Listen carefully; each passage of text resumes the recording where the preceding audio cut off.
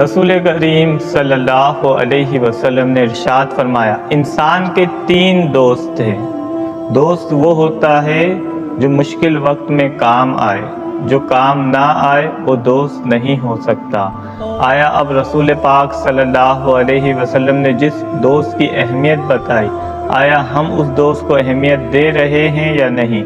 فرمایا ایک مال ہے جو انسان کے مرنے کے بعد اس کا ساتھ چھوڑ دیتا ہے، دوسرے اس کے اہل و عیال ہیں، دوسرے نمبر کے دوست کہ اس کے عزیز و اقارب ہیں، وہ بھی مرنے کے بعد قبر تک ساتھ دیتے ہیں اور چھوڑ دیتے ہیں۔ جو تیسرا سب سے اہم دوست اللہ کے رسول نے بیان فرمایا وہ ہے اعمال، نیک اعمال ہیں جو بندے کے ساتھ قبر میں جاتے ہیں۔